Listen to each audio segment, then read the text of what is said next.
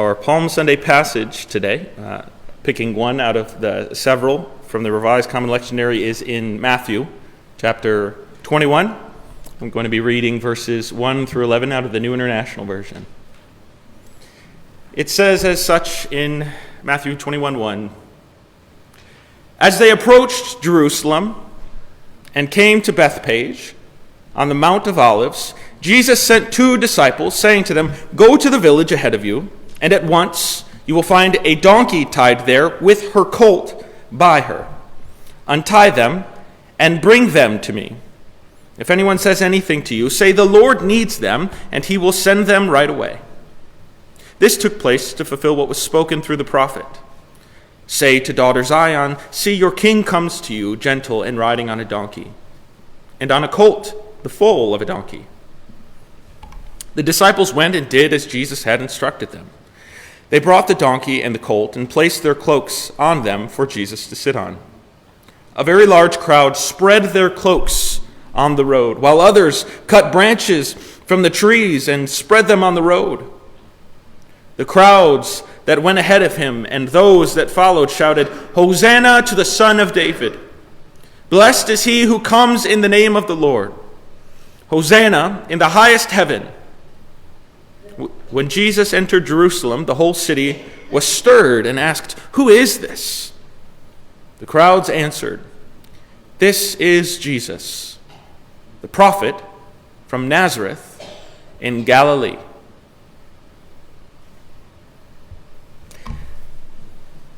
Today on Palm Sunday, I want to acknowledge that I have, throughout the whole season of Lent, attempted to make a very conscious effort not to make Lent count down to Easter. It's kind of like what we do with Advent and Christmas, you know. We even have those Advent calendars with the kids where they like pull a piece of candy out. We don't do that with Lent. It's like kind of the opposite, you know. Maybe you pull a vegetable out. I don't know. Because you got to sacrifice something. People sacrifice sweets. You get it? Never mind. It was supposed to be funny when I wrote it down. And I try not to make it a countdown because there is a certain melancholy, I think, that is necessary to embrace in order for us to understand the fullness of the joyous occasion that is Easter or Resurrection Sunday.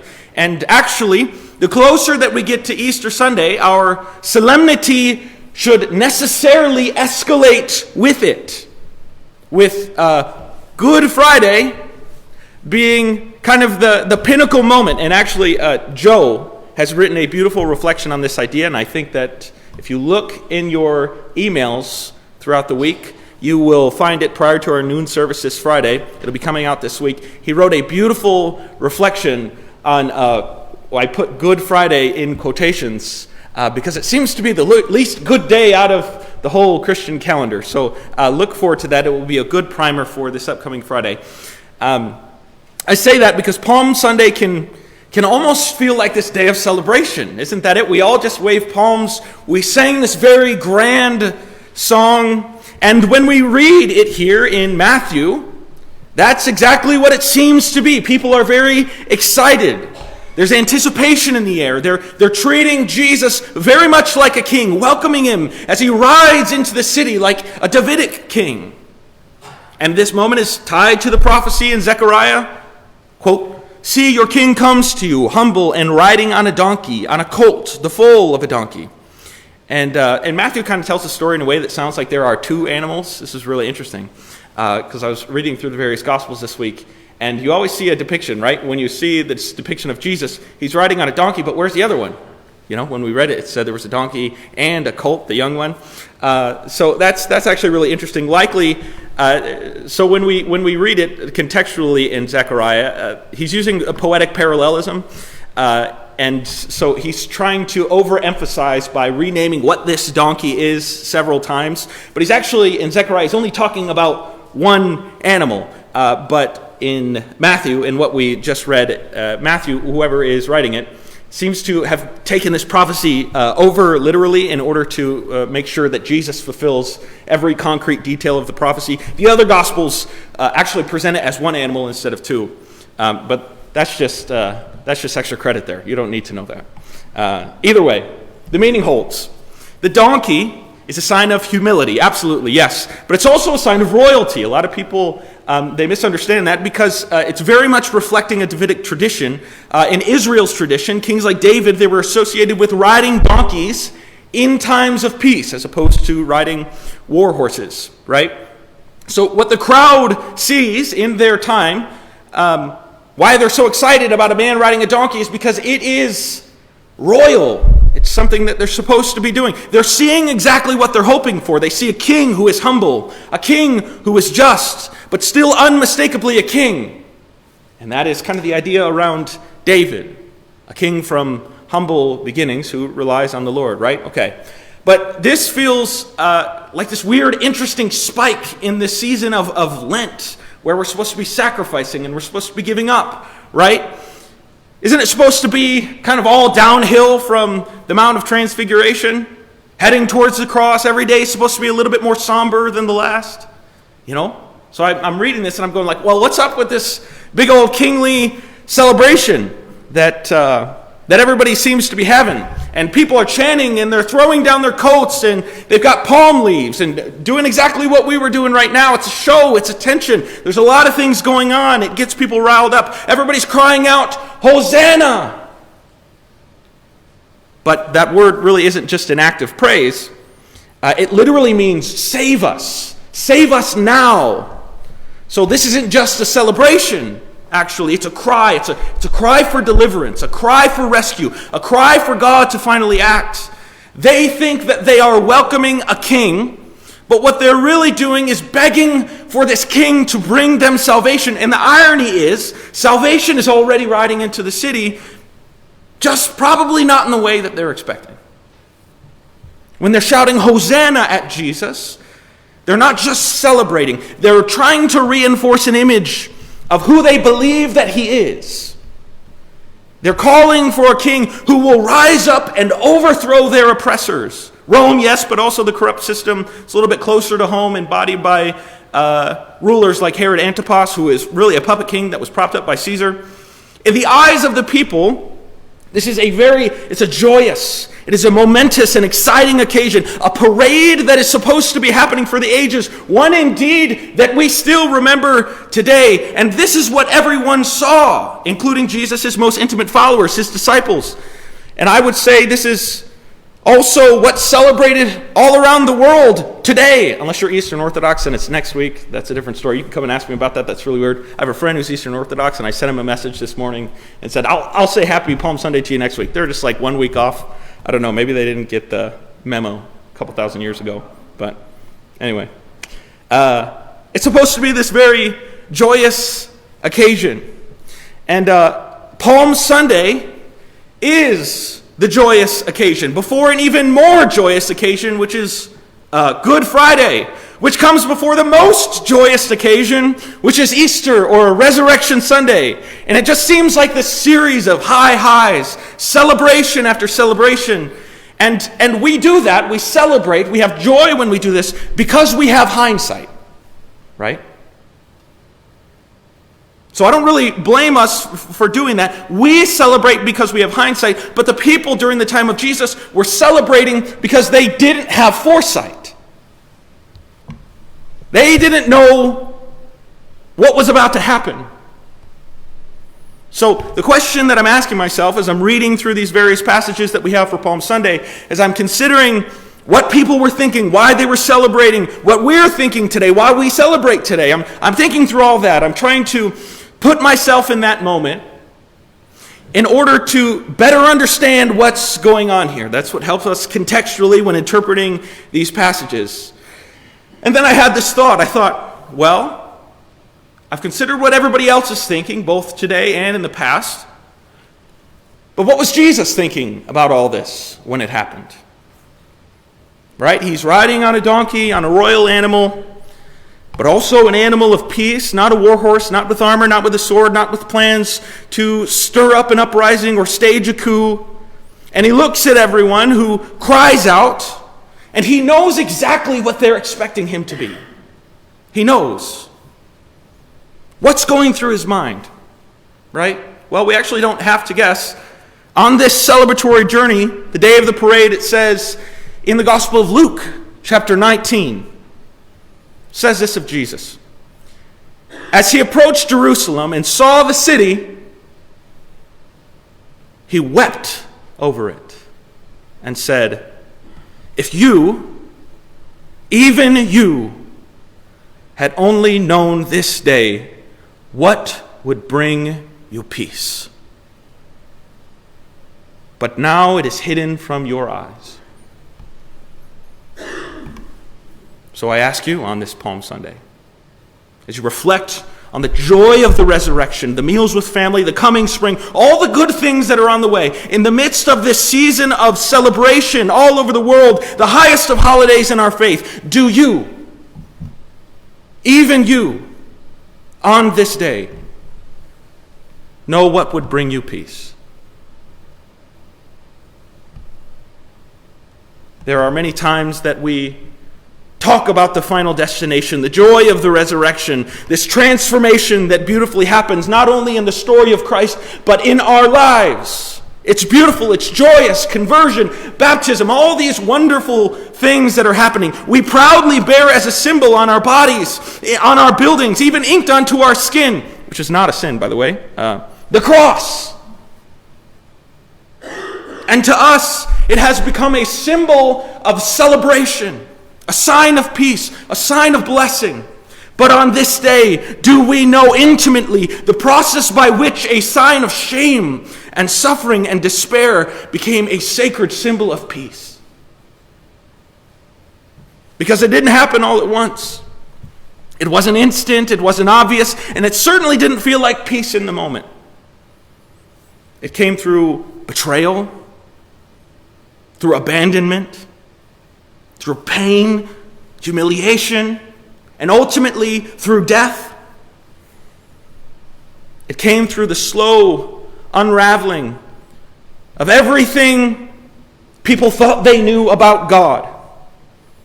And only on the other side of all of that, only in hindsight, did it become something we view as beautiful.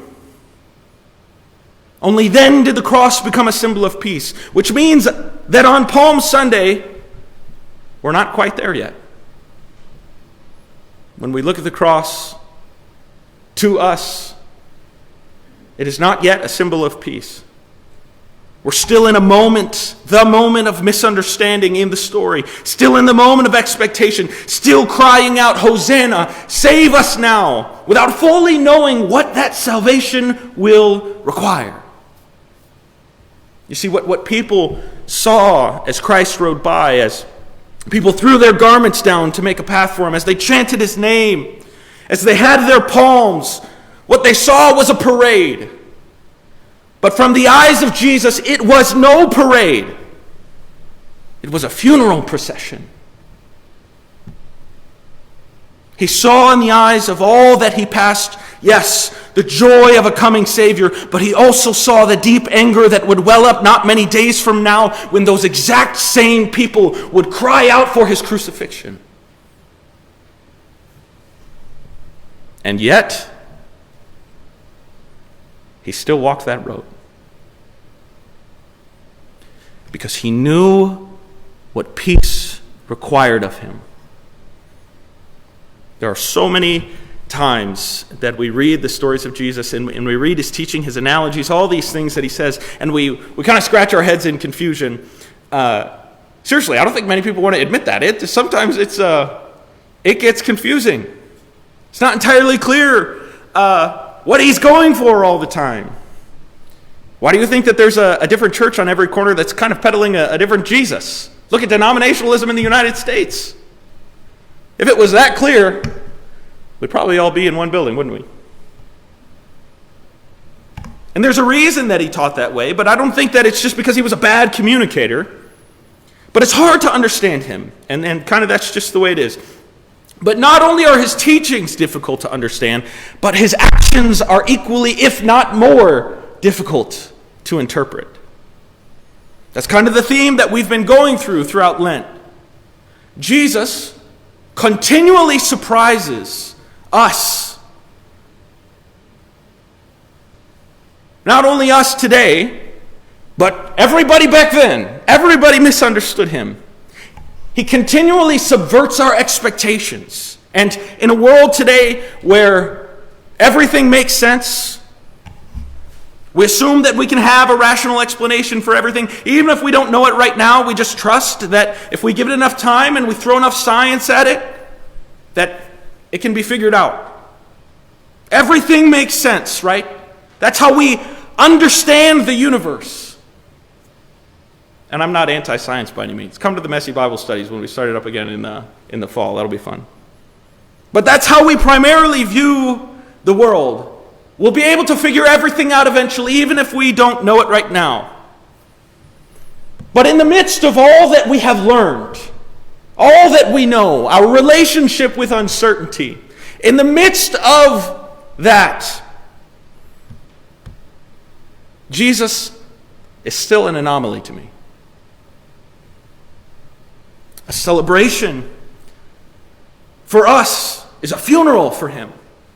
Being poor for us is being rich for him. Losing your life is how you find it. The last are first, the first are last. The greatest is the one who serves.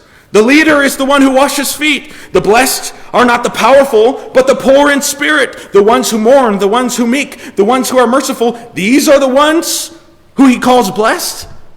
Love your enemies. Pray for those who hurt you. Turn the other cheek. Give when it costs you. Forgive, not 7 times, but 70 times 7. Don't store treasures where you can see them here on earth, but where you can't. Don't worry about your life. And somehow, in not grasping for it, you find it. The kingdom of God belongs to children, not to all of us adults. You have to become like one to enter it.